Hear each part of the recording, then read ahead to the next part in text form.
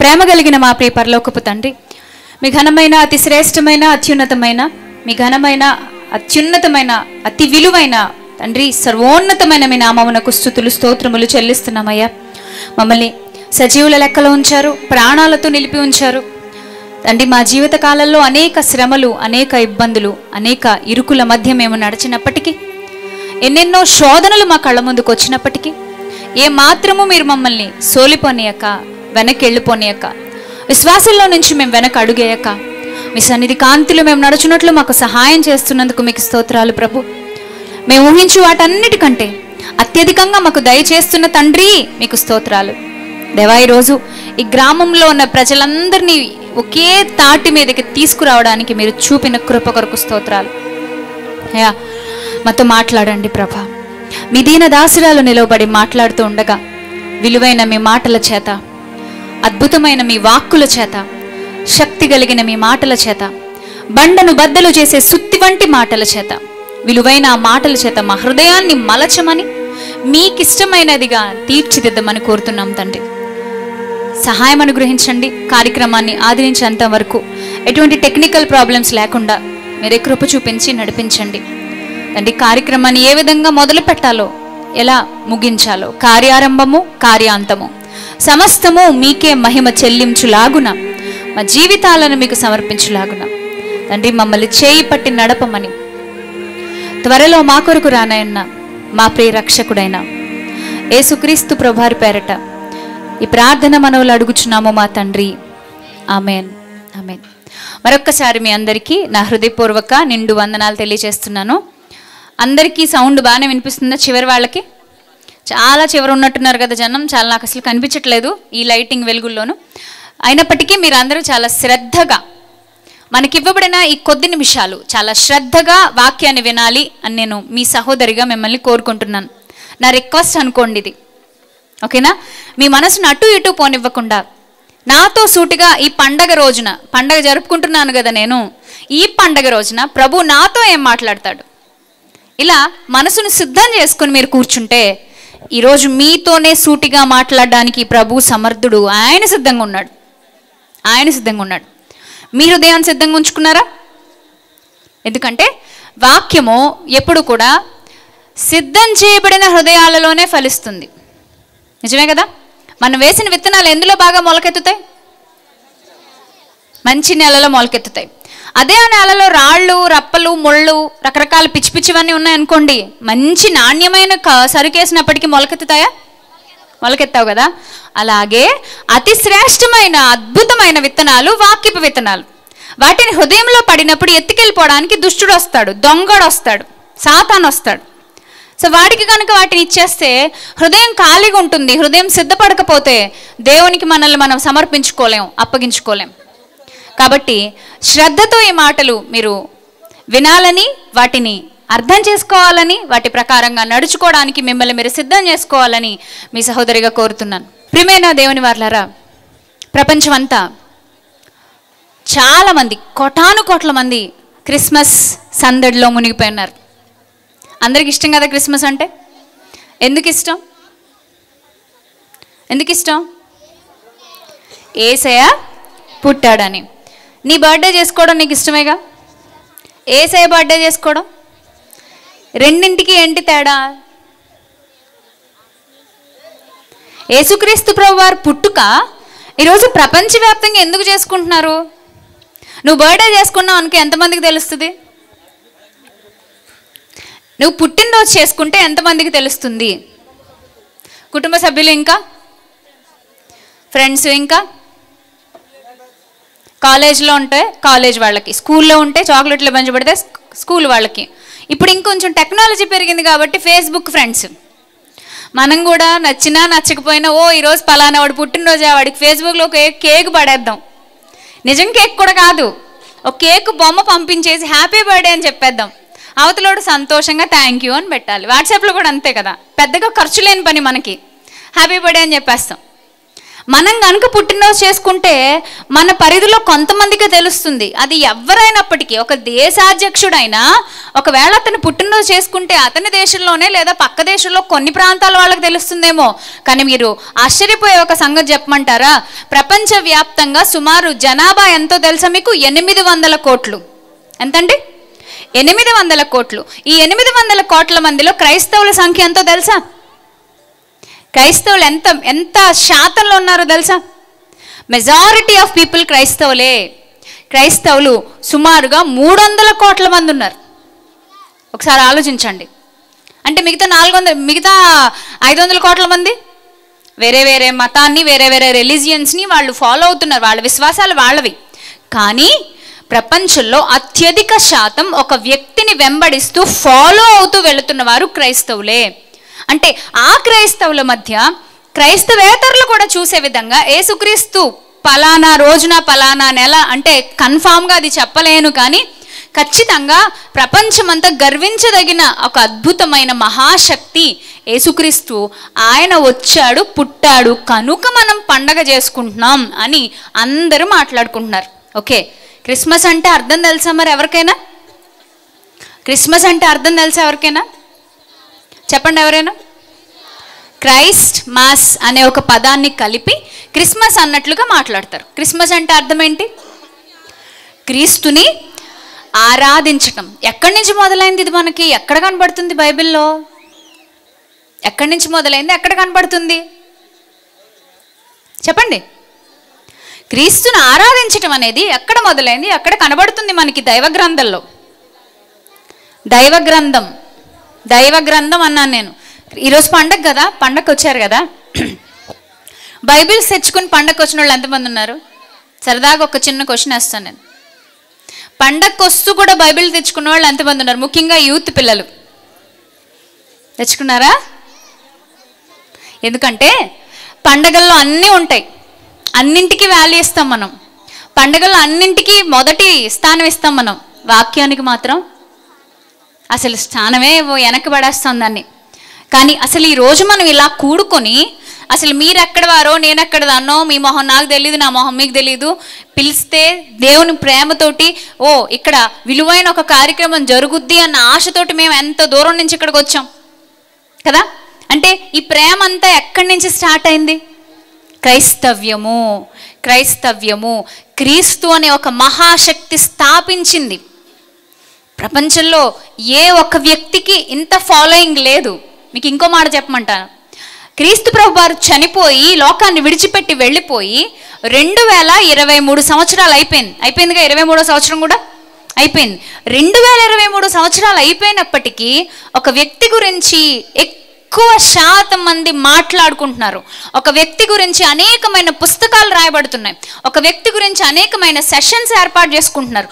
అనేకమైన థియరీస్ వచ్చేసాయి. అనేకమైన పుస్తకాలు, అనేకమైన క్లాసులు, అనేకమైన ప్రసంగాలు ఒక వ్యక్తి చుట్టూనే తిరుగుతున్నాయి. తాను చనిపోయి 2000 సంవత్సరాలు అయినప్పటికీ మనుషులను ఇంకా ప్రభావితం చేస్తూనే ఉన్నాడు. The one and only Jesus Christ. ఎంత అద్భుతమైన వాడు చూడండి. మరి ఆయన ఎంత గొప్ప క్వాలిటీ లైఫ్ జీవించుంటాడు. బ్రతికింది తక్కువే, మహా ఎక్కువేం కాదు, 33.5 సంవత్సరాలు బ్రతికింది తక్కువే. అయినప్పటికీ చాలా చాలా శ్రేష్టమైన జీవితం జీవించాడు. కాబట్టే ఈరోజు మనం ఆయన పుట్టాడు, ఈ లోకానికి వచ్చాడు, ఏదో తెచ్చాడు ఈ లోకానికి ఏదో చేశాడు అని మనం గొప్పగా పండగ చేసుకుంటున్నాం. అయితే మంచిదే, పండగ చేసుకుంటున్నారు, మంచిదే. కానీ కొంచెం బాధపడాల్సిన సంగతి ఏంటంటే క్రిస్మస్ అని నోటితో అంటున్నామే తప్ప క్రిస్మస్ అర్థం నిజంగా మనకు అర్థం కావట్లేదు. క్రిస్మస్ అర్థం ఏం చెప్పారు ఇందాక మీరు నాకు? క్రిస్మస్ అంటే అర్థం ఏం చెప్పారు ఇందాక మీరు నాకు? క్రీస్తును ఆరాధించటం అంటే అర్థం ఏంటండి? ఆరాధన అంటే అర్థం ఏంటి? ఆరాధన అంటే అర్థం ఏంటంటే అడిగితే మన భారతదేశంలో కొన్ని చెప్తారు చరిత్రల వాళ్ళు. ఏం చెప్తారంటే తాజ్మహల్ని చూపిస్తారు. తాజ్మహల్ కట్టిన ఒక వ్యక్తి ఉన్నాడు. ఆయన ఎంతో ప్రేమించిన ఒక లవర్ ఉంది, ఒక ప్రేయసి ఉంది. ఆ ప్రేయసి కోసం ఆయన ఇంత చేశాడు. అదే ఆరాధన అంటారు. ఏం చేశాడు ఆయన? తాజ్ మహల్ కట్టించాడు. ఎవరైనా? షాజహాన్. ఏం చేశాడు? తాజ్ మహల్ అంటే ఏంటి ఇంతకీ? ఒక సమాధి. సమాధి కట్టించిన దానికి మన దేశ చరిత్ర మనకి ఏం నేర్పిస్తుంది? ఇదే ఆరాధన అంటుంది. ఇంకొక కోణం కూడా ఉంది అందులో. ఏంటో తెలుసా? షాజహాన్ ఎవరైతే ఆ తాజ్ మహల్ని కట్టారో అలాంటి నిర్మాణం ఇంకొకటి కట్టకూడదని చెప్పేసి కట్టిన వాళ్ళ కూలీల చేతులు నరికించేశాడంటే. ఈ ఫ్యాక్ట్ మీకు తెలుసా? కట్టిన కూలీల చేతులు నరికిచ్చేశాడు. అంటే ఇప్పుడు ఆయన ప్రేమలో ఏం కనబడుతుంది? దాని వెనకాలే ఆయన ప్రేమలో దాని వెనకాల ఏం కనబడుతుంది? స్వార్థం అందామా, శాడిజం అందామా, భయంకరమైన క్రూరత్వం అందామా, ఏమందాం? కట్టిన వాళ్ళు ఏం చేశారండి? వాళ్ళ పెళ్ళాం బిడ్డలు, వాళ్ళ కుటుంబాలు, వాళ్ళ భవిష్యత్తు, పాపం వాళ్ళ భవిష్యత్తు కోసం కన్న కలలు, ఆశలు అన్నీ కూలగొట్టేసి చేతులు నరికేస్తే ఎంత అన్యాయం అది. కానీ అది అతనికి కరెక్ట్ అనిపించింది. బికాస్ నేను నా ప్రేయస్ని ఆరాధిస్తున్నాను, ఆవిడంటే నాకు అంత పిచ్చిష్టం, ఆవిడంటే నాకు అంత ప్రేమ, కాబట్టి నేను ఆవిడకి ఏదో ఒకటి చెయ్యాలి, గుర్తుండిపోవాలి అన్నట్టుగా ఆరాధన అన్నట్టు దాన్ని ఆయన చూపించుకున్నాడు. ఆరాధన అంటే ఇలా చెప్తుంది సమాజం. కానీ నిజమైన ఆరాధన అంటే ఏంటి అని మనం ప్రభువుని అడిగితే, బైబిల్ని అడిగితే ఏం చెప్తుందో చూద్దామా?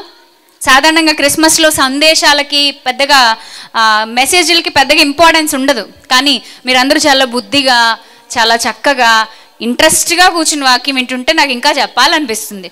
కాబట్టి అందరూ బైబిల్స్ తెచ్చుకున్నారు అనుకుంటున్నాను. యోహాను సువార్త 4వ అధ్యాయము. దయచేసి అందరూ బైబిల్స్ ఓపెన్ చేయండి ప్లీజ్. యోహాను సువార్త 4వ అధ్యాయము. యేసుక్రీస్తు ప్రభువారు ఇక్కడ ఒక బావి దగ్గర కూర్చోవడం, ఒక వేశ్యతో మాట్లాడడం, ఇదంతా మీకు తెలుసు కదా. ఒక వేశ్యతో మాట్లాడుతూ ఉంటారు. నేను ఇంత దూరం రాలేకపోతున్నాను అయ్యా, నాకు నీళ్ళు ఇప్పించవా అన్నప్పుడు ఆయన ఆ నీళ్ల గురించి మాట్లాడడం, వెళ్ళి మీ భర్తను తీసుకురామ్మా అని చెప్పటం, నాకు భర్త లేడయ్యా అంటే నీకు 4 భర్తలు ఉన్నారని చెప్పటం. సో ఇలా మొత్తానికి ఈ కన్వర్జేషన్ అంతా, ఈ సంభాషణ అంతా మనం చూస్తాం. చివరికి వచ్చేసరికి ఆయన ఏమంటున్నారు? 23వ వచనం అండి. 22 నుంచి చూద్దాం ప్రియులారా. 22. మీరు మీకు తెలియని దానిని ఆరాధించువారు, మేము మాకు తెలిసిన దానిని ఆరాధించువారం, రక్షణ యూదులలో నుండియే కలుగుచున్నది. అయితే యథార్థముగా ఆరాధించువారు ఆత్మతోనూ సత్యముతోనూ తండ్రిని ఆరాధించు కాలము వచ్చుచున్నది. ఆ తర్వాత ఏమంటున్నాడు చదవండి. అది ఇప్పుడును వచ్చే ఉన్నది, తను ఆరాధించువారు అట్టివారే కావాలనని తండ్రి కోరుచున్నాడు. పైన ఒకటేసి చిన్న చిన్న అక్షరాలతో కింద రాశాడు. ఏం రాశాడో చూడండి. మూల భాషలో వెదకుచున్నాడు. మూల భాషలో ఏం చేస్తున్నాడు? వెదకుచున్నాడు. తండ్రి ఏం చేస్తున్నాడట? వెతుక్కుంటున్నాడట. Please note this point. ఆరాధన చేసే వాళ్ళని తండ్రి ఏం చేస్తున్నాడు? వెతుక్కుంటున్నాడు. ఆరాధన అంటే ఏంటి? ఆరాధన అంటే ఇది అని మనం పక్కాగా ఆరాధన అంటే ఇదే అని మనం చెప్పగలమా? ఆరాధన అంటే 2 చేతులతో ఎత్తి చేసేది అంటారా మీరు? అప్పుడు చేతులు లేని వాళ్ళు చేసేదాన్ని ఏమందాం? ఆరాధన అంటే 2 చేతులు ఎత్తి చేసేది మాత్రమే ఆరాధన అంటారండి, మిగతాది ఏది ఆరాధన కాదు అంటే. పాపం ఒక అతనికి యాక్సిడెంట్లో 2 చేతులు పోయినాయి. కానీ చాలా భక్తిపరుడు, చాలా నెమ్మదస్తుడు, చాలా సాత్వికుడు, ఎంతో ప్రేమ కలిగినోడు, ఎంతో సహాయం చేసే గుణం కలిగినోడు. ఇప్పుడు అతను కూడా దేవుణ్ణి ప్రేమిస్తున్నాడు. మరి అది ఆరాధన కాదా? ఆలోచించండి. ఆరాధన కాదా? అంటే ఆరాధన మొదట దేనికి సంబంధించింది? ఎస్, హృదయానికి సంబంధించింది. ఆత్మతోనూ సత్యముతోనూ ఆరాధించే వాళ్ళు కావాలి అని ప్రభు ఏం చేస్తున్నాడు? వెతుక్కుంటున్నాడు. ఆ వెతుక్కుంటున్నాడు అనే మాట దయచేసి మీరు అది అలాగే అండర్లైన్ చేయండి. వెతుక్కుంటున్నాడు ప్రభు, వెతుక్కుంటున్నాడు. మీకు అనిపించవచ్చు ప్రపంచవ్యాప్తంగా మెజారిటీ ఆఫ్ పీపుల్ క్రిస్టియన్స్ ఉన్నారు కదా, కోట్ల మంది ఉన్నారు కదా, ఎందుకండి ప్రభు వెతుక్కుంటాడు? ప్రతి వారం ప్రతి ఊళ్ళో 1 కంటే ఎక్కువ చర్చిలు, బోల్డ్ అన్ని ఆరాధనలు, ఒక చర్చిలో మళ్ళీ ఉదయం మధ్యాహ్నం సాయంత్రం వర్షిప్లు, బోల్డ్ అన్న ఆరాధనలు జరుగుతున్నాయే. ప్రభుకి ఏం కర్మ వెతుక్కోవడానికి? కళ్ళ ముందే ఉన్నారు కదా, చక్కగా అరటిపండు ఒలిచి నోట్లో పెట్టినట్టుగా క్రైస్తవులందరూ సిద్ధంగా ఉన్నారు కదా అని మీరు అనుకోవచ్చు. కానీ ప్రభువు వెతుక్కుంటున్నాడు. ఎప్పుడు వెతుక్కుంటామండి? ఎప్పుడు వెతుక్కుంటాం? ఇప్పుడు నేను ఒక ఇంత బాల్ తీసుకొచ్చి మీ మధ్యకి ఇలా పడేసి వెతకండ్రా అన్నాను. ఈజీయా కష్టమా? ఈజీయా కష్టమా? ఎవరైనా ముందు తెచ్చేయగలుగుతారుగా. సరే, అలా కాకుండా నేను ఒక చిన్న స్టోను, గాజులకి లేదా ఇయర్ రింగ్స్కి చిన్న స్టోన్ ఉంటుంది కదా, చిన్న మెరిసే ఒక గాజు రాయి లాంటిది, ఒక చిన్న స్టోన్ తీసుకొచ్చి మీ కళ్ళ ముందు ఇలా చూపించి ఇలా పడేసి వెతకండి రా అన్నాను. కింద అంతా ఇసుకుంది. ఇప్పుడు వెతకటం సులువా కష్టమా? కష్టం. ఎందుకని కష్టం? అది చిన్నది కాబట్టి, అది ఆ ఇసుకలో కలిసిపోతుంది కాబట్టి, ఇప్పుడు ఒక్కసారి ఆలోచించండి, లోకమంతా దేనితో నిండిపోయిందట? లోకమంతా దేనితో నిండిపోయింది? లోకమంతయు, లోకములో ఉన్నదంతయు శరీరాశయు, నేత్రాశయు, జీవపుడంబము, ఇది దేవుని వలన పుట్టినది కాదు, లోకమంతయు దుష్టుని అందే పడి ఉన్నది అంటున్నాడు. దుష్టుని అందు పడి ఉన్న ఈ లోకంలో, చీకటైపోయిన ఈ లోకంలో జీవవాక్యమును చేతపట్టి మీరు లోకమందు వెలగాలి అని ప్రభువు చెప్తున్నాడు. ప్రియమైన దేవుని జనాంగమా, దేవుని కొరకు వెలగాలి. ఇప్పటిదాకా లైట్స్ అన్నీ ఆపేశారు, ఒక్కొక్కరు నించుని కొవ్వొత్తులు వెలిగించారు. నాకు ఆ దృశ్యం చూడడానికి చాలా చాలా నచ్చింది. ఎందుకంటే ప్రతి మనిషి చుట్టూ చీకటి ఉంది, చేతిలో కొవ్వొత్తుంది. అలాగే మనం కూడా బ్రతుకుతున్న ఈ లోకంలో చీకటే ఉంది. వంకర మాటలు, వంకర చూపులు, వంకర ఆలోచనలు, వంకర పనులు, వంకర బుద్ధి, రకరకాల మనుషుల విధానాలను మనం చూస్తున్నాం. అందుకే దేవుడు మనల్ని హెచ్చరిస్తున్నాడు ఈ లోకంలో బ్రతికేటప్పుడు. ఫిలిప్పీలకు రాసిన పత్రిక, దయచేసి అందరూ బైబిల్స్ ఓపెన్ చేయండి ప్లీజ్. ఫిలిప్పీలకు రాసిన పత్రిక, మాట్లాడుకోవద్దు, ముచ్చట్లు పెట్టుకోవద్దు, ముసలాము ముచ్చట్లు కూడా పెట్టుకోవద్దు. ఇప్పుడు ఫిలిప్పీ పత్రిక 2వ అధ్యాయము, ఫిలిప్పీ పత్రిక 2వ అధ్యాయం 16వ వచనము చూడండి ఒకసారి అందరూ. ఫిలిప్పీ పత్రిక 2వ అధ్యాయం 16వ వచనము. అట్టి జనము మధ్య, అందరూ తీసారా అందరూ? ఓకే, చదవండి. అట్టి జనము మధ్య మీరు జీవవాక్యమును చేత పట్టుకొని లోకమందు జ్యోతుల వల్లే కనబడుచున్నారు. అందువలన ఎట్టి జనము మధ్య, ఎలాంటి జనము మధ్య మనం ఉన్నామట? ఒకప్పుడు ఫిలిప్పి అనే సంఘం వాళ్ళు బ్రతికినా, ఇప్పుడు ఇక్కడ ఈ కొక్కిరాయలంకలో ఉన్నటువంటి మనం బ్రతుకుతున్నా, భారతదేశంలో ఉన్న మనం బ్రతుకుతున్నా, ఎలాంటి జనాల మధ్య బ్రతుకుతున్నాం? ఎలాంటి జనాల మధ్య? ఇక్కడ రాశాడు చూడండి, పైన 14వ వచనం చదవండి దయచేసి. మీరు మూర్ఖమైన వక్ర జనము మధ్య. ఏ జనము? వక్ర జనం అంటే ఒక్కొక్కడు ఇలాగ ఉంటారనా? ఏంటి వక్ర జనం అంటే? అరే ఎంత వంకరోడు రాను అంటారు కదా సాధారణంగా పిల్లలతో మాట్లాడుతూ, వంకరోడు అంటారు కదా. ఏంటి వంకర? బుద్ధి వంకర, చూపు వంకర, మాట వంకర. తిన్నని మార్గాలలో నడవవలసిన మనిషి దారి తప్పుతున్నాడు. మీరు ఆలోచించండి, మన దేశం ఏంటి, ప్రపంచ దేశాలేంటి, ఎక్కడ చూసినా ప్రపంచమంతా స్త్రీ పురుషుల సంబంధం అంటూ ఒక దాని వెంట పరిగెడుతుంది, డబ్బులు వెనకాల పరిగెడుతుంది. ఇది తప్ప ఇంకొకటి లేదు ప్రపంచానికి, ఇది తప్ప ఇంకొకటి లేదు. సుఖాన్ని కోరుకుంటుంది, విలాసాలను కోరుకుంటుంది. ఇప్పుడు క్రిస్మస్ కదా, క్రిస్మస్ సీజన్ మొదలైనప్పటి నుంచి, డిసెంబర్ 1 నుంచి క్రిస్మస్ సీజన్ మొదలవుతుంది కదా, క్రిస్మస్ సీజన్ మొదలైనప్పటి నుంచి ఎండ్ అయ్యే వరకు ఎక్కువగా అమ్ముడుపోయేది ఏదో ఒకటి ఉంది. ఎవరికైనా తెలుసా? అది జస్ట్ గెస్ చేయండి. స్టారా? Okay, very good. ఇంకా కేకులు అంట, ఇంకా లైట్లా? ఓకే, ఇంకా తెలుసులే మీకు, మీలో కొంతమంది తెలుసు, నాకు తెలుసు. ఇంకా ఎక్కువ డబ్బులు, ఓ రకంగా చెప్పాలంటే కోట్ల రూపాయల్లో అమ్ముడిపోతుందట. స్టార్లు, కేకులు, లైట్లు, మెరుపులు ఇవేమీ దాని ముందు నిలబడవు. ఏంటండి? చాలామందికి పాపం అది లేకపోతే ప్రాణం పోయినట్టుగా ఉంటుంది. పాపం ఎంత కష్టపడతారో బెడ్లో ఊరు చివర. ఒకసారి మీటింగ్ నుంచి మేము ఇంటికి వెళ్ళేటప్పుడు ఒకసారి 12-1 గంట అయిపోతూ ఉంటుందండి. పొలాల మధ్య 2-3 అబ్బాయిలు కూర్చుంటూ ఉంటారు. ఆ సెల్ ఫోన్లు ఒక్కటి మాత్రం వెలుగుతాయి, ఆ వెలుగులో మొహాలు కనబడుతూ ఉంటాయి. అరే ఇంత పొద్దుపోయిన తర్వాత ఈ పొలం మధ్య వీడికి ఏం పని? ఏ పురుగు పుట్రా కుడితే ఏం చేస్తాడు? పోతాడు, అంతే కదా. అంటే వాడు కోరుకుంటున్నటువంటి ప్రపంచం అలా తన కోసం నిర్మించేసుకున్నాడు. ఈరోజు ప్రపంచమంతా యేసుక్రీస్తు పుట్టాడని చెప్పేసి పండగ చేసుకుంటూ దేనికి ఎక్కువ ఇంపార్టెన్స్ ఇస్తున్నారు? మందు తాగడానిక?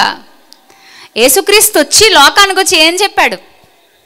యేసుక్రీస్తు లోకానికి వచ్చి, నీ దేహం దేవుని ఆలయం, ఈ దేహంతో నువ్వు దేవుణ్ణి మహింపరచాలి కానీ నీ సారా కొట్టువాడికి డబ్బులు పెంచక్కర్లే. మీ ఊళ్ళో కొట్టు పెట్టుకున్నాడు కదా అని చెప్పేసి వాణ్ణి నువ్వు కోటీశ్వరుణ్ణి చేయక్కర్లే. అనవసరంగా నీ పెళ్ళం మెళ్ళలో పుస్తలు అమ్మేసి నీ కడుపును పుట్టిన పిల్లల కడుపులు మార్చేసి నీ సుఖాలు సంతోషాలు తీర్చుకోవడానికి ఊరి మీద ఆబోతుల పడి తిరగక్కర్లే. యేసుప్రభు అదేగా చెప్పారు భూమి మీదకి వచ్చి, నీ జీవితాన్ని బాగు చేసుకో, అది నీ చేతిలోనే ఉందని చెప్పారు. నీ దేహం దేవునికి ఆలయం, ఇది ఆలయం, ఇది ఆలయం, దేహం ఆలయం, దీన్ని జాగ్రత్తగా కాపాడుకో, పవిత్రంగా చూసుకో. ఎవరు పడితే వాళ్ళు దీని మీద చెయ్యి వెయ్యనివ్వకు, ఎలా పడితే అలా దీన్ని ఇష్టానుసారంగా వాడేనివ్వకు. డస్ట్బిన్లో పడేసినట్టు దీనిలో అన్ని పడేసి ఇక అమితమైన ఆనందం కోసం పరుగెత్తకు.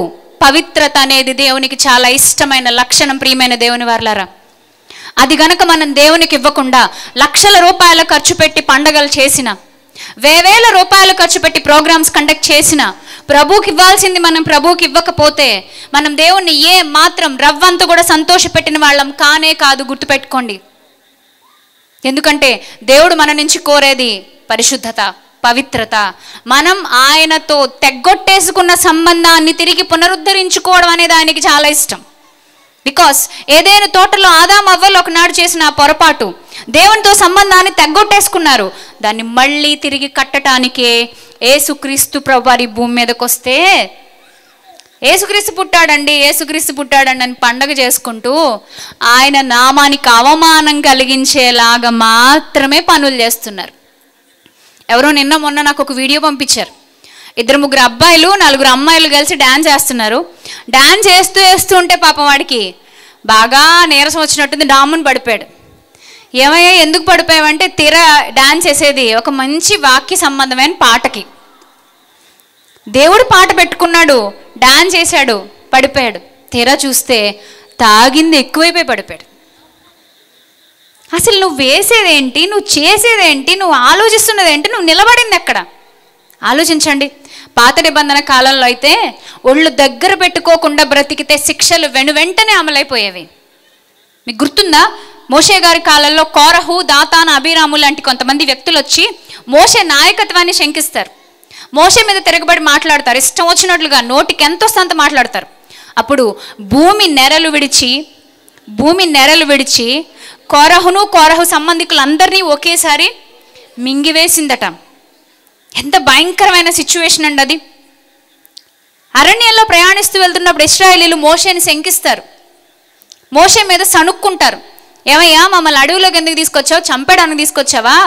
మాకు అక్కడ ఐగుప్తులోనే బాగుంది, వేడివేడిగా ఉడికే కుండల దగ్గర లటుకు నోట్లో వేసేసుకునే వాళ్ళం మాంసం ముక్కల్ని, నువ్వే ఇక్కడికి తీసుకొచ్చి పడేశావు అని మోషే మీద వ్యతిరేకంగా మాట్లాడితే, మీకు గుర్తుందా అడవిలోంచి ఏమొచ్చాయి? తాపకరమైన సర్పాలు వచ్చాయట. అంటే ఇప్పుడు ఆ చరిత్ర అంతా మీ ముందు పెడితే ఇప్పుడు లాగ్ అయిపోతుంది. నాకు చాలా టాపిక్ నేను మాట్లాడాలి కాబట్టి నేను దాటుకుంటే వెళ్ళిపోతున్నాను. మీకు అర్థమవుతుందా? అందరూ ఇక్కడే ఉన్నారా? నేను కూడా మీతో పాటు ఇక్కడే ఉన్నాను, మీరు కూడా ఇక్కడే ఉండాలి. ఓకే.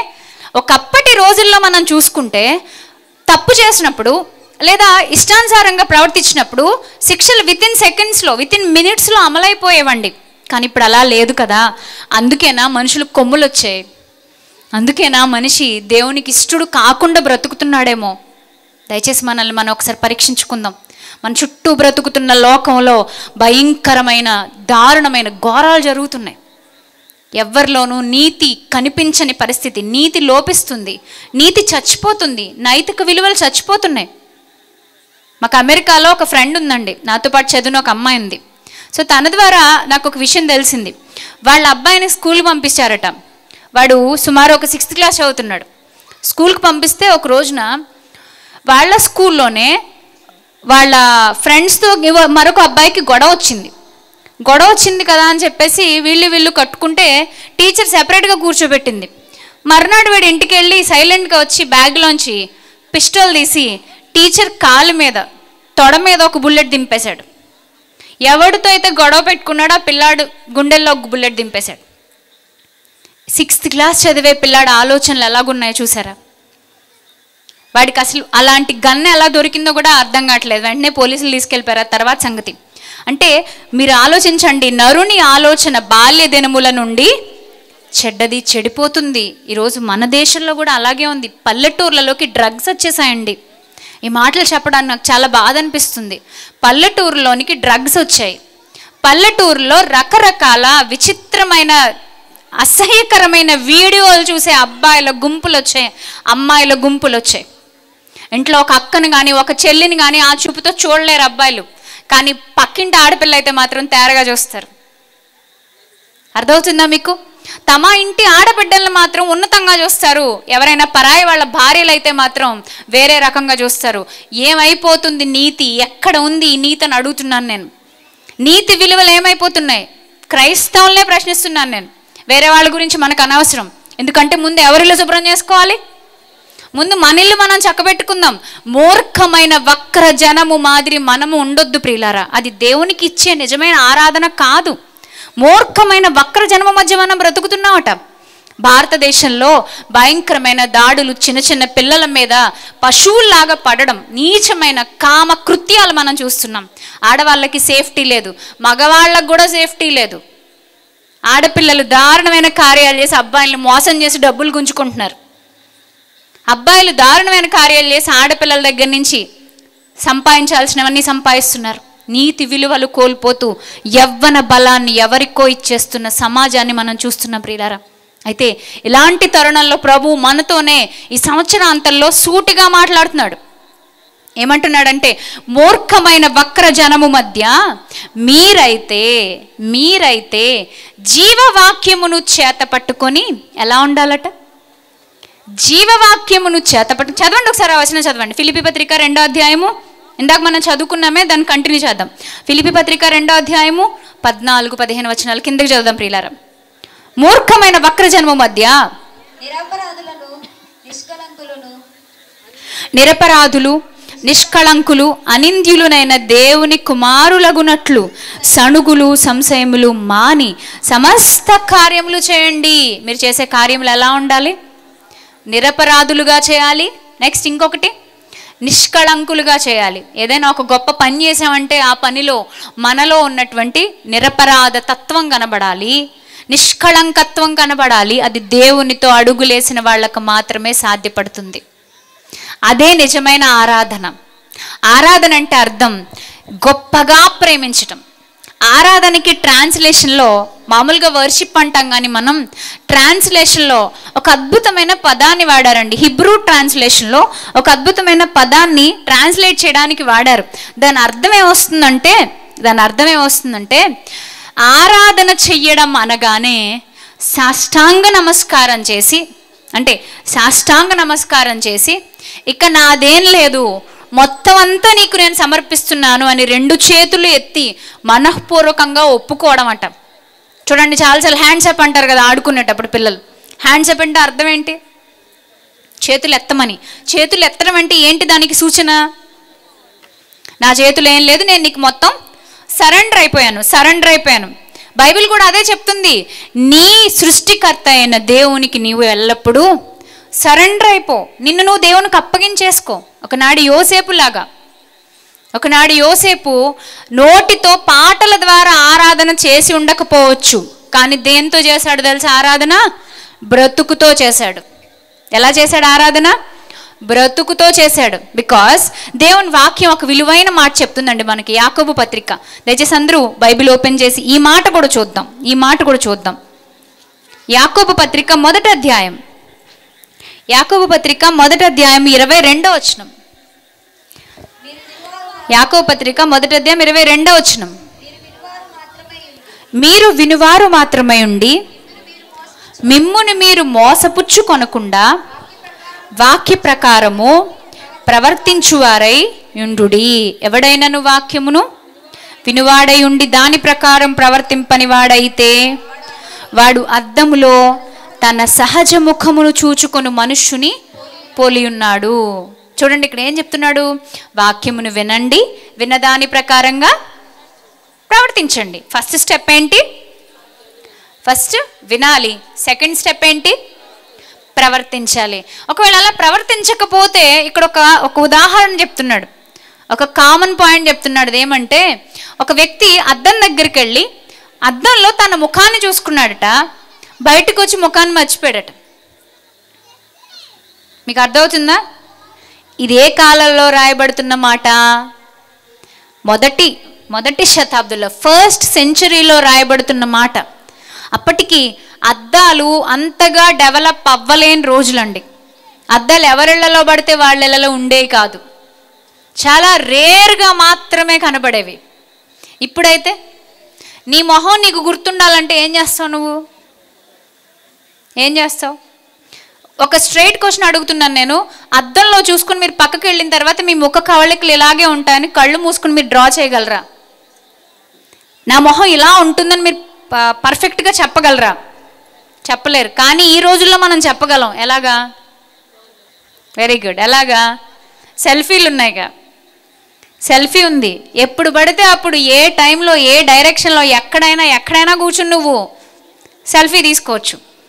కానీ ఒకప్పుడు ఈ మాటలు రాయబడేటప్పటికి అవి లేవు కదా. మరి అద్దంలో చూసుకుని వెనక్కి వెళ్ళి మనిషి మర్చిపోతున్నాడు. అదే మాదిరి ఈరోజు కూడా నువ్వు వాక్యంలో చూసుకోవాలి. ఇంట్లోంచి బయలుదేరి వచ్చేటప్పుడు అద్దంలో చూసుకోకుండా వచ్చానండి అనే వాళ్ళు ఎవరైనా ఉన్నారు ఇక్కడ? అందరూ అద్దంలో చూసుకున్నారు కదా. మళ్ళీ మంచిగా చక్కగా ఈరోజు కొత్త బట్టలు వేసుకుంటారా? పండగ కొద్దీ మంచి మంచి బట్టలు వేసుకొని హాయిగా అంగు ఆర్భాటాలతోటి మెరిసిపోతూ వచ్చుంటారు కదా. కాబట్టి ఈరోజు ఎక్కువసేపు చూసుకుంటారు అద్దంలో. ఎలా చూసుకుంటాం? అద్దంలో ఎలా చూసుకుంటాం? కాటికి ఇక్కడ ఉన్నా రాసుకున్నానా, లేదంటే సరిగానే జుట్టు దూకున్నానా లేదా, లేదంటే ఎలా ఉంది నా ఫేసు, చివుడు ముక్కు చింపురు జుట్టుతో బయటికి వెళ్ళాను అనుకో, అసలైన గౌరవం ఏమి నాకు దక్కదు. కాబట్టి ఎలా ఉన్నాను, పర్ఫెక్ట్గా ఉన్నాను లేదా, నా బట్టలు ఎలా ఉన్నాయి అన్నీ చూసుకునే కదా బయటకు అడిగేస్తాం, అంతే కదా. కానీ వాక్య విషయానికి వచ్చేసరికి ప్రియమైన దేవుని జనాంగమా, చాలాసార్లు ప్రతి క్రైస్తవురాలు చేసే పొరపాటు ఏంటంటే, వాక్యం అనే అద్దంలో నిన్ను నువ్వు చూసుకోవట్లేదు. అందుకే తండ్రికి సరైన ఆరాధన జరగట్లేదు. మీరు గుర్తుపెట్టుకోండి, ఈ శతాబ్దంలో దేవునికి ఆరాధన చేసేవాళ్ళు ఆయన వెతుక్కుంటున్నాడు. దొరక్కపోతే చాలా బాధపడతాడు, నువ్వు ఇంకా బాధపడతావు. ఆయన వెతుక్కుంటున్నాడు, ఆయనకు అందాలి నువ్వు, ఆయనకు అందాలి నేను. అందకపోతే చాలా బాధపడతాం. ఆరాధన బ్రతుకుతో జరగాలి. ఒకనాడు భక్తుడు దావీదు చేశాడు ఆరాధన. ఎలా చేశాడు దావీదు ఆరాధన? ఎలా చేశాడు? ఒక అద్భుతమైన ప్రార్థన చేశాడు. నేను చూపిస్తాను. దయచేసి ఈ ప్రార్థన అందరూ మర్చిపోకూడదని నేను కోరుకుంటున్నాను. కీర్తనల గ్రంథం, బైబిల్ అందరూ తీయండి. కీర్తనల గ్రంథం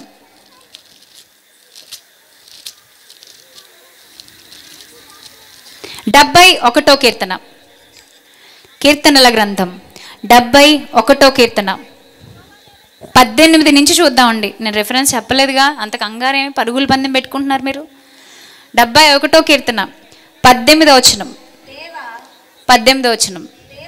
దేవా, వచ్చు తరమునకు నీ బాహుబలమును గూర్చియు, పుట్టబో వారికందరికీ నీ శౌర్యమును గూర్చియు నేను తెలియజెప్పునట్లు తలనెరిసి వృద్ధుడనయుండు వరకు నన్ను విడువకుము. దేవా, నీ నీతి మహాకాశమంత ఉన్నతమైంది.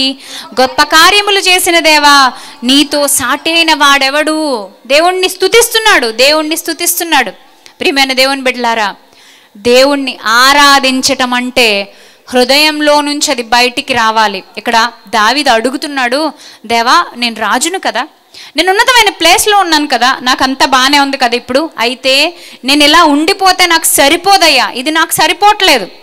రాబోయే వాళ్ళకి, పుట్టబోయే వాళ్ళందరికీ నేను నీ గురించి చెప్పాలి. ఏమంటున్నాడు? పుట్టబోయే వాళ్ళందరికీ నేను నీ గురించి చెప్పాలి. నీ బాహుబలం, అసలైన బాహుబలి ఎవరో తెలుసా? ఎవరు బాహుబలి? మీకు బాహుబలి అంటే హీరోనే తెలుసు, కానీ అసలైన బాహుబలి ఎవరో చెప్పమంటారా నన్ను? సముద్రాన్ని 2 పాయలుగా చేసి మధ్యలో ఆరిన నేలను ఏర్పాటు చేసి నడిచిపోండ్రా మీరు అని లక్షల మందికి ఎవరు చెప్పగలరు? ఏ బాహుబలి చెప్పగలడు? ఈ బాహుబలి, భూమి మీద మనం చూసిన బాహుబలి గ్రాఫిక్స్ లేకుండా బాహుబలి అవ్వడు. గ్రాఫిక్స్ ఉంటేనే ఆయన బాహుబలి అవుతాడు, లేకపోతే మామూలు పర్సనే. ఇప్పుడు ఆ కొండ మీద ఈ కొండ మీదకి ఆయన ఎక్కి దూకగలుగుతున్నాడంటే ఎలా అండి? గ్రాఫిక్సేగా. నిజంగా దూకాడా? జలపాతాల్లోంచి ఆయన దూరిపోయి అడవిలోంచి ఈ అడవిలోకి ఎలా వెళ్ళిపోతున్నాడు? ఇంత పెద్ద పెద్ద కొండల్ని ఎలా చేత్తో మోస్తున్నాడు? ఆయన సామాన్యుడు, మనిషి. కానీ ప్రపంచం అంతా జేజేలు పలికింది. గొప్ప గొప్ప అద్భుతమైన అవార్డ్స్ ఇలాంటి వ్యక్తులకు ఇచ్చారు. కానీ నేను చెప్తున్నాను ఈరోజు ఈ రాత్రికాల సమయంలో గుర్తుపెట్టుకోండి, శూన్య మండలం మీద అతి బరువైన భూగోళాన్ని వేలాడదీసి దానిని అత్యంత వేగంతో తిప్పుతున్నది ఎవరు? బాహుబలి. నిజమైన బాహుబలము కలిగిన వాడు. శూన్య మండలం మీద భూమి వేలాడుతుంది తెలుసా మీకు? ఈ భూమి మీద మళ్ళీ ఇంకా అనేక వింతలు. 3 వంతుల నీరు, 1 వంతు భూభాగం. మీకు ఎప్పుడైనా డౌట్ వచ్చిందా? అత్యంత వేగంగా భూమి తిరుగుతూ ఉంది కదా, గంటకు 1,11,650 కిలోమీటర్లు ఏదో చెప్తారు. గంటకు 1,11,000 పైనేనంట గంటకది. రోజులు రోజులు తరబడి అలా తిరుగుతూ ఉంది కదా. రోజుల తరబడి తిరుగుతూ వేగంగా తిరుగుతున్నప్పుడు ఈ 3 వంతుల సముద్ర భాగం 1 వంతు మీదకి ఎప్పుడైనా డామని వచ్చేసిందా? అడపా మనం ఎప్పుడు చూసాం? 2004లో అనుకుంటే, ఎండింగ్లో 2005లోనో సునామీ వచ్చింది. ఫస్ట్ ఆఫ్ ఆల్ సముద్రంలో ఉన్నటువంటి భూకంపాలు ఆ విధంగా బయటకు వచ్చి జనాల్ని కలవరపెట్టడం, అదే ఎక్కువ శాతం నష్టం అదే జరిగింది. ఈ 3 వంతుల నీరు ఎప్పుడు కూడా సమూలంగా భూభాగాన్ని నాశనం చేయట్లే. ఎవరు పెట్టారండి దానికి ఆ కట్టడా? ఎవరిచ్చారండి రూల్స్? మీరు ఆలోచించారా?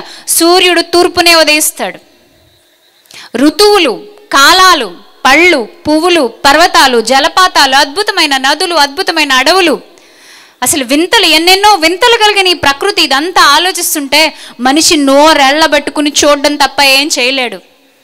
వరదలు వచ్చేస్తుంటే ఆపలేము, ఎక్కడ ఎత్తుగా ఉందో వెళ్ళిపోయి దాక్కుందాం అనుకుంటాం. తుఫాన్ వస్తుంటే పరిసర ప్రాంతాల్లో ఎక్కడా కూడా సేఫ్టీ ప్లేస్ లేనప్పుడు అయ్యా మాకు సాయం చేయండి అయ్యా అని చెప్పేసి అడుక్కుంటాం. మాకు తెలిసిన ఒక సాఫ్ట్వేర్ ఇంజనీర్ ఉన్నారండి, ఒక తమ్ముడు. ఆ తమ్ముడు చెప్తున్నాడు తన ఫ్రెండ్ గురించి. నెలకి 2 లక్షలు సంపాదించే ఒక అబ్బాయి మొన్న చెన్నై వరదలు వచ్చినాయి కదా, బీభత్సం, మొత్తం నాశనం అయిపోయింది.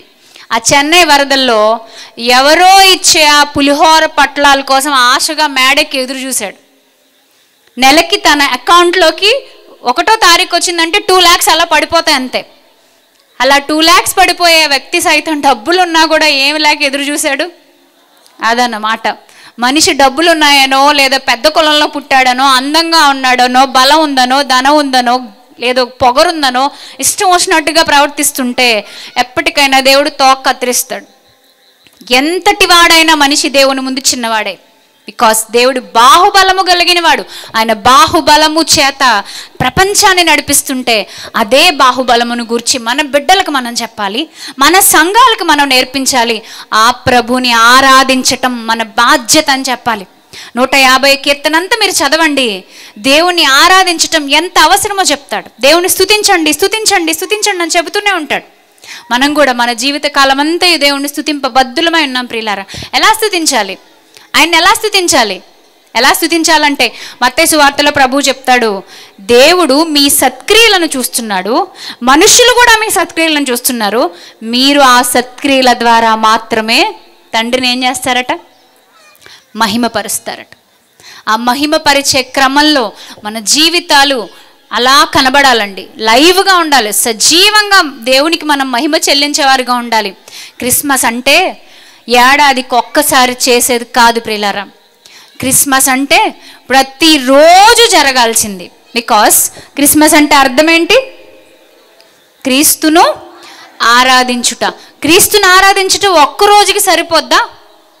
ఏం చేయాలి మనం? ప్రతిరోజు జీవితకాలం అంతా. దావీదు ఎలాంటి ప్రార్థన చేశాడు? దేవా, రాబోయే తరానికి నీ గురించి నేను చెప్పాలి ప్రభా, నేను నోరు తెరిస్తే నీ గురించి కీర్తనలు పాడాలి ప్రభా, స్తుతించాలి నాయన, నాకు అలా బలం ఇవ్వవా? దావీదు చేసిన ప్రార్థన ఏనాడైనా మనం చేసామా? చెప్పండి. ఏనాడైనా మనం దేవుని కోసం ఇదిగోనయ్యా నేను నిలబడ్డాను, నన్ను వాడుకో అయ్యా అని ప్రార్థన చేసామా? చేయకపోతే ఈ సంవత్సరం దాటి వెళ్ళిపోతుంది మీ దగ్గర నుంచి, జాగ్రత్త చెయ్యండి. సంవత్సరం దాటి వెళ్ళిపోతుంది. 2024లోనికి మనం వెళ్తామో లేదో కూడా మనకు తెలియదు ప్రియులారా, గ్యారంటీ లేదు, చెప్పలేం.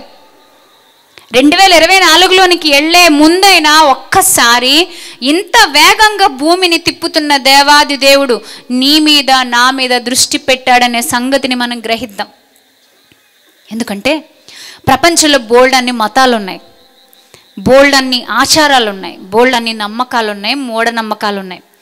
ఏ మతానికి ఏ నమ్మకానికి లేనంత ఫాలోయింగ్, లేనంత గొప్ప ఖ్యాతి క్రైస్తవ్యానికే ఎందుకు వచ్చింది? మీరు ఎప్పుడైనా ఆలోచించారా? నేను నా ఊహ తెలిసిన తర్వాత మా అమ్మ నన్ను చర్చికి తీసుకెళ్తుంటే చాలాసార్లు అనుకునేదాన్ని, మేము ఒక అన్యుల కుటుంబంలోంచి రక్షించబడ్డాం. ఇప్పటికీ మా బంధువుల్లో చాలామంది విగ్రహారాధనలోనే ఉన్నారు. ఇప్పటికీ మా బంధువులు ఎంతోమంది క్రీస్తు ప్రభువుని సొంత రక్షకుని అంగీకరించలేదు. చిన్నప్పటి నుంచి మేము దేవుణ్ణి నమ్ముకున్నాం అన్న ఉద్దేశంలో మమ్మల్ని గేలి చేసిన వాళ్ళు ఉన్నారు. మేము చర్చికి వెళ్తున్నామని మా అమ్మగారిని లేనిపోని మాటలు అంటూ మమ్మల్ని కూడా ఆ మాటల్లోకి లాగిన పరిస్థితులు మాకు తెలుసు.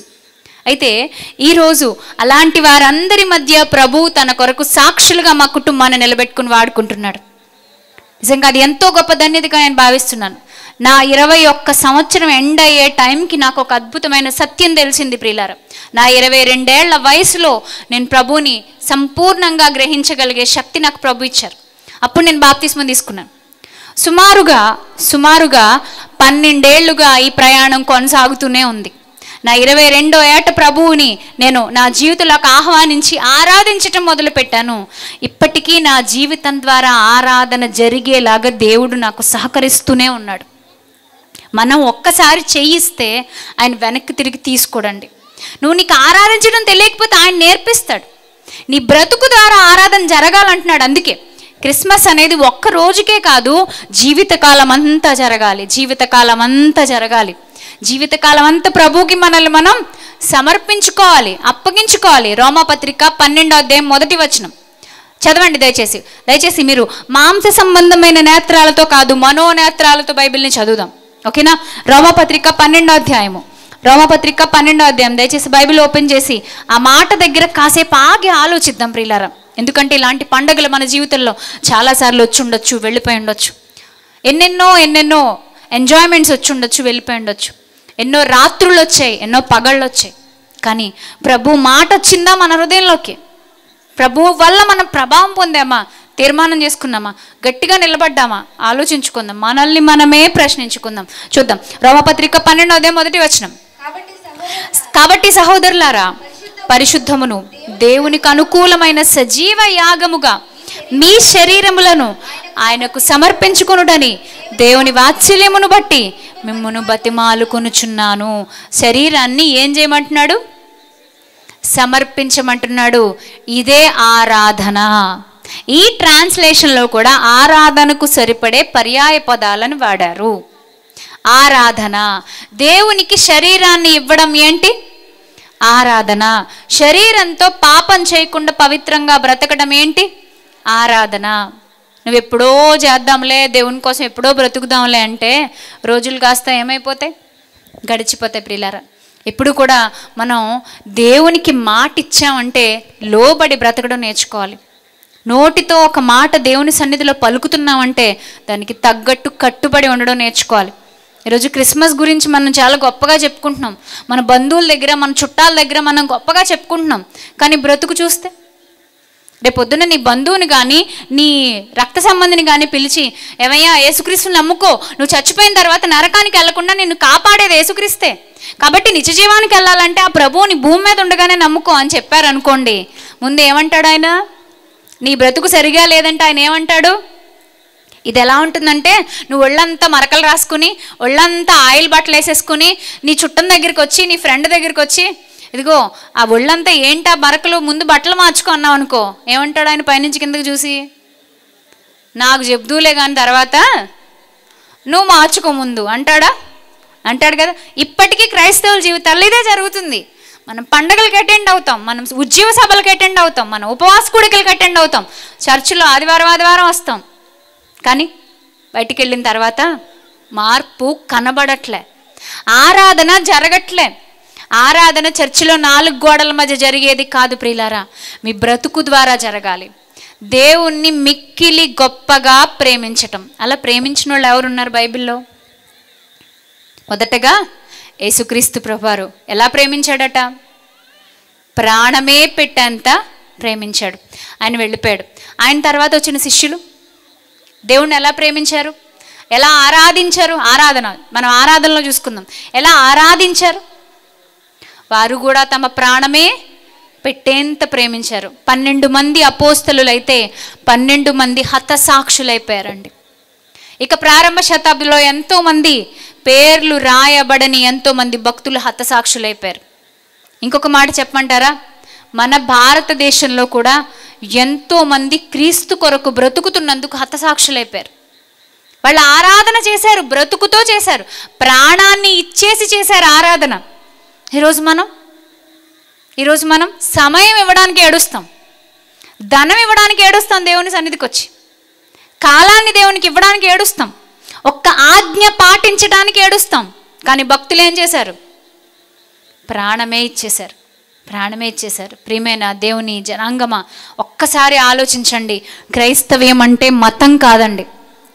క్రైస్తవ్యం అంటే మతం కాదు. నేను మా బంధువుల దగ్గరికి వెళ్ళినప్పుడు ప్రతిసారి మా బంధువుల్లో కొంతమంది అఫీషియల్స్ ఉన్నారు. మాట్లాడుతున్నప్పుడు మాకు వాళ్ళ మధ్య ఏంటంటే కొన్ని వస్తాయన్నమాట, డిస్కషన్స్ వస్తాయి. ఆ డిస్కషన్స్లో నన్ను అడిగినప్పుడు నేను ఎప్పుడు ఇదే మాట చెప్తూ ఉంటాను. క్రైస్తవ్యం మతం కాదు, ఒక అద్భుతమైన మార్గం. ఆ మార్గాన్ని నేను నా కుటుంబం పట్టుకున్నందుకు నాకు చాలా చాలా సంతోషంగా ఉంది. ఎంతో ధన్యురాలని నేను భావిస్తున్నాను. నా బ్రతుకు ద్వారా దేవునికి ఆరాధన జరగాలనుకుంటున్నాను. కాబట్టి మిమ్మల్ని మీరు కూడా ప్రశ్నించుకోండి ప్రియులారా. ఆరాధన ఒక్క రోజుకి పరిమితం అయిపోతే సరిపోదు. ఒక్క రోజుకి పరిమితం అయితే సరిపోదు. ఇది ఎలా అంటే, ఒక అమ్మాయిని ఒక అబ్బాయి ప్రేమించాడు, ఇష్టపడ్డాడు, వెళ్ళి ఐ లవ్ యూ అన్నాడు. ఆ అమ్మాయికి కూడా అబ్బాయి అంటే ఇష్టం, ఒప్పేసుకుంది. ఇద్దరి మధ్య ప్రేమ కంటిన్యూ అవుతుంది. నేను నెల్లాళ్ళు మాత్రమే ప్రేమిస్తాను, నెల్లాళ్ళు చాలా ప్రేమిస్తాను అన్నాడు. ఎంతమంది అమ్మాయిలు ఒప్పుకుంటారు? ఎరా పనికి మాలోడు, ఇది ఏమన్నా డేటింగ్ అనుకుంటున్నావా అని చెప్పేసి బాధ్యత కలిగిన అమ్మాయి దవడ పగలగొట్టి పంపించదు కదా. ఎందుకంటే ఏ మనిషి అయినా ప్రేమ ఎన్నాళ్ళ వరకు కోరుకుంటారు? ఎన్నాళ్ళ వరకు? జీవితాంతం కోరుకుంటారు. మళ్ళీ ఇంకొంతమంది అంటారు కదా, నేను కానీ చచ్చిపోయాను అనుకో, 2 పెళ్ళి చేసుకోకే నువ్వు అంటారు. అంటే ఏంటి? నేను చచ్చిపోయినా కూడా నువ్వు నన్నే ప్రేమిస్తూ ఉండాలి కదా. ఇది స్వార్థం కాదు కదా. మనం ఏమంటాం దీన్ని? గొప్పగా దీనికి పేరు పెట్టేసాం. మనం ఏమంటున్నాం? ప్రేమ అంటున్నాం, ప్రేమ అంటున్నాం. జీవితకాలం అంతా ప్రేమించాలని మనం కోరుకుంటున్నాం కదా. మరి దేవుడికి నువ్వు ఒక్కరోజు 2 రోజులు ఆరాధన చేసేస్తే సరిపోద్దా? అది క్రీస్తు నా కొరకు వచ్చాడు అనే మాటని చెప్పి మనం ఉన్నతంగా ఏదో గొప్పగా చేసేస్తే అంగు ఆర్భాటాలతో ముందుకెళ్ళిపోతే సరిపోద్దా? లేదు ప్రియులారా, లేదు. జీవితకాలం అంతా మనం ఆయనకి ఎలా ఉండాలి? కట్టుబడి ఉండాలి, ప్రేమించాలి, చూపించాలి. ప్రేమ మాటలతో సరిపెట్టుకుంటే కుదరదు. ప్రేమ అంటే బాధ్యత. ఐ లవ్ యూ అని చెప్పడం సులువే, కానీ అదే లవ్ని జీవితంలో పెట్టి చూపించటం చాలా కష్టం కదా. ఐ లవ్ యూ అని ఒక 10 రూపాయలు రోజును ఒక 10 రూపాయలు చాక్లెట్ పట్టుకుని వెనకాల ఎవడన్నా తిరిగేస్తే వాడు ఐ లవ్ యూ చెప్తుంటే వాడేదో పెద్ద కవిలా ఫీల్ అయిపోతుంటారు అమ్మాయిలు. కానీ అది చాలా ఈజీ. చదువు సంధ్య లేని ప్రతి పనికిమాలనోడు అది చేయగలుగుతాడు. am I right or not? ఈజీగా చేయగలుగుతాడు. కానీ జీవితకాలం అంతా ఆ అమ్మాయిని బాధ్యతగా చూసుకుంటూ కుటుంబాన్ని గౌరవప్రదంగా చూసుకుంటున్నాడంటే అప్పుడు ఆ ప్రేమ నిజమై ఉండొచ్చు. ఇప్పుడు మీరు మనసు పెట్టి ఆలోచించండి. దేవాను అంటే నాకు చాలా ఇష్టమని ఒక పండగ రోజున వచ్చి చెప్పేస్తే ప్రభుకి సంతోషం లేదు. సజీవయాగంగా మీ శరీరాలను ప్రభుకి సమర్పిస్తే ఇష్టం. అప్పుడు మాటలు చెప్తే ప్రభుకి ఇష్టం లేదు. ఆ మాటల్లాగానే గాల్లో కలిసిపోతాయి. ఇది ఎలాగంటే, మనం కూడా చాలాసార్లు స్కూల్లో చదువుకున్నప్పుడు చిన్నప్పటి నుంచి పొద్దున్నే నీట్గా యూనిఫామ్ వేసేసుకుని వెళ్ళిపోగానే స్కూల్లో మనల్ని అసెంబ్లీ చేస్తారు. అసెంబ్లీలో ఏం చెప్పిస్తారు మన చేత? ప్రతిజ్ఞ. ఏం చెప్తామరా మనం? ప్రతిజ్ఞ చేయి చాపి, India is my country, all Indians are my brothers and sisters, I love my country and I am proud of. నా దేశ వారసత్వ సంపద నాకు గర్వకారణం. భారతీయులందరూ నా సహోదరులు, భారతదేశం నా మాతృభూమి. ఎంత బాగా చెప్పుకుంటామో. అలా చెప్పేసి వచ్చేసిన తర్వాత పక్కింటోడు ముఖం చూడలేరు. భారతీయులందరూ నా సహోదరులు అన్నావు కదా, నీ పక్కింటోడిని ప్రేమించు. లేదు లేదు లేదు, ఎదురింటి వాడితో మళ్ళీ గొడవలు. ఇంట్లో ఒకే కడుపును పుట్టిన ఇద్దరికి మధ్య పడదు. మళ్ళీ ఇద్దరు స్కూల్కి వెళ్ళి ప్రతిజ్ఞ చేసిన వాళ్ళే. ఒక భాష కూడా కాదు, ఏకానికి మొత్తానికి 3 భాషలు, హిందీ, ఇంగ్లీషు, తెలుగు, 3 భాషల్లోని ప్రతిజ్ఞ వచ్చి ఎంతమందికి వచ్చి ఇక్కడ వచ్చా స్టూడెంట్స్? 3 భాషల్లోనే ఇరగదీసేస్తాం. కానీ అదే ప్రతిజ్ఞ పెద్ద అయిన తర్వాత నీ లైఫ్కి అప్లై చేస్తున్నావా అంటే ఎంతమంది దీనికి ఆన్సర్ చెప్తారు? చెప్పలేం కదా. అలా అయిపోయినాయండి మన జీవితాలు. భారతదేశం నా మాతృభూమి, భారతీయులందరూ నా సహోదరులు అని చెప్పిన ఒక అబ్బాయి ఒక అమ్మాయి ముఖం మీద యాసిడ్ ఎలా పోయగలడు? ప్రతిజ్ఞ చేసిన ఒక పిల్లాడు ప్రేమించట్లేదని చెప్పేసి వెనకాల పడి ఒక పిల్లని ఎలా చంపగలడు?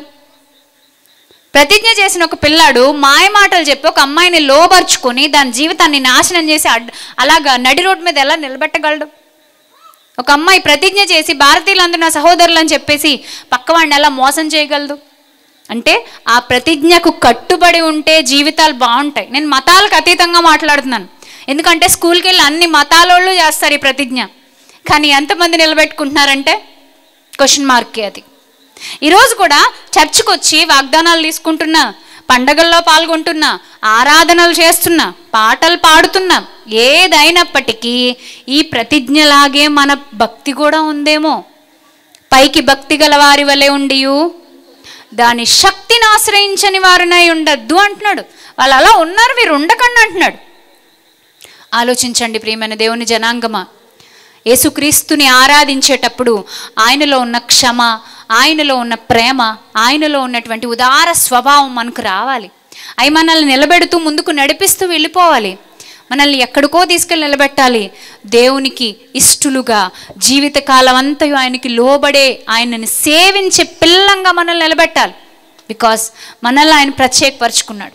1 పేతురు పత్రిక 2వ అధ్యాయము 9వ వచనం ఒకసారి చదవండి. 1 పేతురు పత్రిక 2వ అధ్యాయము 9వ వచనము. పేతురు రాసిన 1 పత్రిక 2వ అధ్యాయము 9వ వచనము చదవండి, గట్టిగా చదవండి. అయితే మీరు చీకటిలో నుంచి ఆశ్చర్యకరమైన తన వెలుగులోనికి మిమ్మును పిలిచిన వాని గుణాతిశయములను ప్రచురము చేయు నిమిత్తం ఏర్పరచబడిన వంశం, రాజులైన యాజక సమూహం, పరిశుద్ధ జనం, దేవుని సొత్తైన ప్రజలునై ఉన్నారు. పరిశుద్ధ జనం, మీరెవరి సొత్తు? దేవుని సొత్తు. మీరెందుకు ఇక్కడ ఏర్పాటు చేయబడ్డారట? ఎందుకు క్రైస్తవ్యంలోకి వచ్చారు? దేవుని గుణాతిశయములను ప్రచురం చేయాలి. ఇది ఆరాధనలో భాగం. అర్థమవుతుందా మీకు?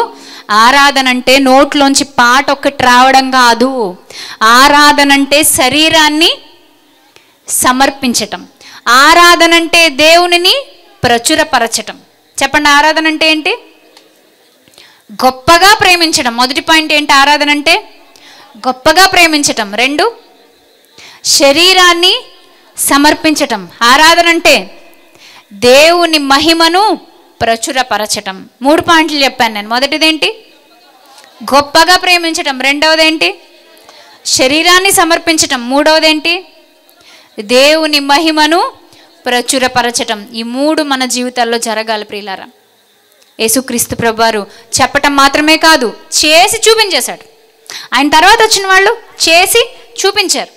ఇక దాన్ని ఫాలో అవుతున్న వాళ్ళందరూ చేసి చూపించారు, ప్రాణాలు అర్పించారండి. మన భారతదేశంలో ఎన్నో మూఢనమ్మకాలను విడిపించటానికి, విడగొట్టడానికి ఎంతమంది యథార్థవంతులైన మిషనరీస్. బ్రిటిష్ వాళ్ళందరూ దుర్మార్గులేం కాదు, బ్రిటిష్ వాళ్ళందరూ మంచోళ్ళు కూడా కాదు. మీకు ఈ పాయింట్ అర్థమవుతుంది అనుకుంటున్నాను. బ్రిటిష్ వాళ్ళందరూ మంచోళ్ళు కాదు, బ్రిటిష్ వాళ్ళందరూ దుర్మార్గులు కాదు. కానీ బ్రిటిషర్స్లో ఎంతోమంది నిజంగా డెడికేటెడ్గా పనిచేస్తున్న ఆరాధకులు వచ్చారండి భారతదేశానికి. ఆరాధకులు వచ్చి దేవుణ్ణి ఆరాధించడం అంటే ఏంటో తెలుసా? భారతదేశంలో కుష్టు వ్యాధితో ఉన్న వాళ్ళ చేతులు పట్టుకోవడం, వాళ్ళ రోగాలన్నింటినీ దూరం చేయడం, వాళ్ళ కారుతున్న రెసి నుంచి వాళ్ళని బాగుపరచడం, వాళ్ళ బాధ నుంచి వాళ్ళకు ఉపశమనం ఇవ్వడం, ఇలా వాళ్ళ కోసం సేవ చేశారు భారతదేశానికి వచ్చి. మన భారతదేశంలో మన అమ్మమ్మలు, మన అవ్వలు, మన ముత్తవ్వలు, మన తాతలతో పాటు కలిపి చితి మీద పడుకునేవారు కదా, సతీ సహగమనం. సతి, ఈ సతి అనే దాన్ని నిర్మూలించడానికి కష్టపడిన వాళ్ళు ఈ మిషనరీస్. ఎంతోమంది భయంకరమైన వ్యాధి బాధలతో చచ్చిపోతుంటే, అంటు వ్యాధులతో చచ్చిపోతుంటే వారికి శుభ్రం నేర్పించారు. వారిని ఎన్నో భయంకరమైన దాడుల నుంచి తప్పించారు. ఇదంతా చరిత్ర చదివితే మనకు తెలుస్తుంది, మతం కాదు, బైబిల్ మతం కాదు. మరి ఇంత మహోన్నతమైన గ్రంథాన్ని, గ్రంథ రాజాన్ని పట్టుకున్న మనం దేవుని కోసం ఏం చేస్తున్నాం? దేవుని కోసం ఎలా బ్రతుకుతున్నాం? బయటికి వెళ్ళి నువ్వు ముందు కనిపిస్తున్నావా? నీ దేవుడు ముందు కనిపిస్తున్నాడా? దేవుని యొక్క మహిమను నీ బ్రతుకులో చూపిస్తున్నావా? ఆరాధన జరుగుతుందా లేదా? ఆరాధన జరగకపోతే నీ బ్రతుకు వ్యర్థం. నువ్వు ఎన్ని విధాలుగా పరుగు పెట్టినా, ఎంతగా లోకాన్ని సంపాదించుకొని లోకంలో ఒక విలువైన స్టేజ్కి నేను వెళ్ళిపోవాలనుకుంటున్నా, నీ బ్రతుకులో అది పరిపక్వత సాధించినట్లు కాదు. ప్రియులారా, ఆలోచించండి, మంచి నిర్ణయం తీసుకోండి. ఆల్రెడీ మన దగ్గర నుంచి సంవత్సరాలు వెళ్ళిపోతూ ఉన్నాయి. మీకు ఒక చిన్న స్టోరీ చెప్తాను. నేను ఎక్కడో చదివాను, ఒక ఇంగ్లీష్ బుక్లో ఎక్కడో చదివాను. మోరల్ వాల్యూస్ ఉన్నటువంటి ఒక బుక్లో చదివాను. ఒక ఊర్లో ఒక చిన్న చెరువు మాత్రమే ఉంది. దాని మీద ఆధారపడి ఎన్నో జాలర్ల కుటుంబాలు బ్రతుకుతున్నాయి. ఆ జాలర్లే మళ్ళీ నదికి వెళ్ళి వేటాడి బ్రతుకుతూ ఉంటారు. ఒక రోజున ఒక జాలర్ వచ్చాడు. ఒక జాలర్ వచ్చి, అందరూ నాకంటే ముందు వచ్చి చేపలు పట్టుకుంటున్నారు కాబట్టి చీకటితోనే లేచి నేను ఈ చెరువు దగ్గరికి వెళ్ళి చేపలు తీసుకొని బాగా డబ్బు సంపాదించాలనుకున్నట్ట. అలా అనుకుని ఎవరికీ చెప్పకుండా ఒంటరిగా సింగిల్గా చాలా చీకటి ఉండగానే తొందరగా అందరికంటే ముందు వెళ్ళిపోయాడు. ఎక్కడికి వెళ్ళాడు? చెరువు దగ్గరికి వెళ్ళాడు. చెరువు దగ్గరికి వెళ్ళినప్పుడు వెళ్ళే దారిలో ఏదో ఒక చిన్న సంచి తగిలింది ఆయనకి కాళ్ళకి. తీసుకుంటే తీరా చూస్తే అందులో రాళ్ళు ఉన్నాయి. రాళ్ళుంటే వెళ్ళి గట్టు మీద కూర్చున్నాడు. కొంచెమైనా వెలుగు లేకపోతే తను చేసే పనికి అర్థం లేదు. తను చేసే పని ఫుల్ఫిల్గా చేయలేడు. కాబట్టి కొంచెమైనా సూర్యోదయం అవుతుందేమో అని ఎదురు చూస్తున్నట్ట. అలా ఎదురు చూసేటప్పుడు సరే ఎందుకులే ఖాళీగా కూర్చోవడం అని ఆ సంచి దొరికింది కదా అతనికి. ఏమున్నాయని చెప్పాను, అందులో రాళ్ళు ఉన్నాయి. ఒక్కొక్క రాయ తీసి వేస్తూ ఉన్నాడు. ఇంకా చీకటిగానే ఉంది, వెలుగు రావట్లేదు. ఈ లోపు ఏమో టెన్షన్, ఎవరైనా మా వాళ్ళు వచ్చేసి నాకంటే ముందుగా ఇందులో ఉన్న చేపలు పట్టేస్తారేమో అని. ఎందుకంటే అది చాలా చిన్నది, లోతైంది, బురద బాగా ఊబి ఉంటుంది. దాంట్లో దొరికే చేపలు చాలా నాణ్యమైనవని చుట్టుపక్కల గ్రామాల్లో చెప్పుకుంటారు. అందుకని దానికంత బాగా డిమాండ్ అన్నమాట. సో ఇతను ఎదురు చూస్తున్నాడు, వెలుగు రావట్లేదు. ఆలోచించుకుంటూ పాటలు పాడుకుంటూ రాళ్ళన్నీ ఒకటి వేసేసాడు. లాస్ట్ వేస్తూ ఉన్నప్పుడు అప్పుడప్పుడే సూర్యకిరణాలు పడుతున్నాయి. ఆ వేస్తూ ఉన్నప్పుడు ఆ రాయి మెరుస్తూ వెళ్ళి పడింది, చెరువులోకి మెరుస్తూ వెళ్ళి పడింది. ఇక అక్కడి నుంచి ఆయన పరిశీలించడం మొదలెట్టాడు. పక్కన ఒకటే మిగిలింది. దాని వైపు చూసి బాగా రొమ్ము కొట్టుకుని ఏడుస్తున్నాడట. ఎందుకు ఏడ్చుంటాడు? రాళ్ళు పడేస్తే ఏడుస్తారు ఎవరైనా? మరి ఎందుకు ఏడ్చుంటాడు? ఎందుకు ఏడ్చాడు?